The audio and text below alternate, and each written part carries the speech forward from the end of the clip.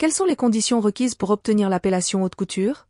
Avant de répondre à cette question, il est nécessaire d'aborder l'histoire de la haute couture.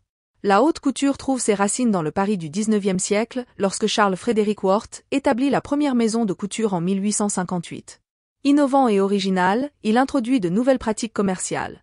C'est la naissance du défilé de mode sur mannequin vivant et du concept de collection, et dès les années 1880, le terme haute couture est officiellement adopté.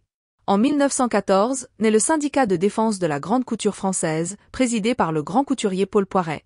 Ce dernier, alors établi quelques années au Maroc, était surnommé le roi de la mode. Il s'inspirait de la couture marocaine, ses coupes, ses cafetans et ses couleurs, comme mentionné dans les journaux de l'époque. La mission première du syndicat était de protéger leurs créations contre les reproductions non autorisées. Dans une déclaration adressée au New York Times, en 1915, Paul Poiret critiquait particulièrement les pratiques des acheteurs américains. Depuis lors, la haute couture a évolué pour devenir une institution prestigieuse, dictant les tendances et symbolisant l'excellence créative. Pour avoir le statut haute couture, il y a des critères stricts établis par la Chambre syndicale de la haute couture à Paris. La maison doit avoir son siège social à Paris. Elle doit présenter 2 collections par an, lors de défilés organisés à Paris. Les collections doivent comprendre au moins 50 modèles, dont 75% sont des robes du soir, des robes de cocktail ou des ensembles de jour. Les vêtements doivent être réalisés à la main, dans les ateliers de la maison. Les ateliers doivent employer au moins 20 personnes. Ces normes rigoureuses garantissent l'exclusivité et l'authenticité des créations de haute couture.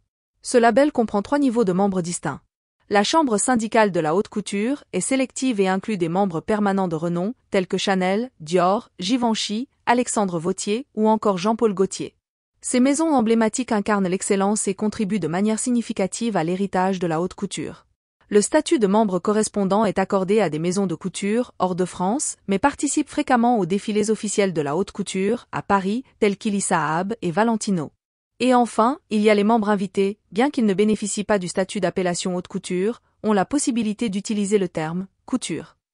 Pour accéder au statut de membre permanent ou correspondant, ils doivent défiler pendant une période minimale de 2 ans, puis présenter à nouveau leur candidature. La haute couture, bien que traditionnelle dans son essence, a évolué pour intégrer des éléments contemporains et répondre aux changements culturels et sociaux.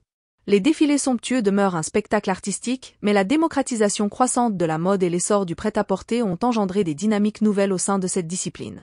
À la prochaine!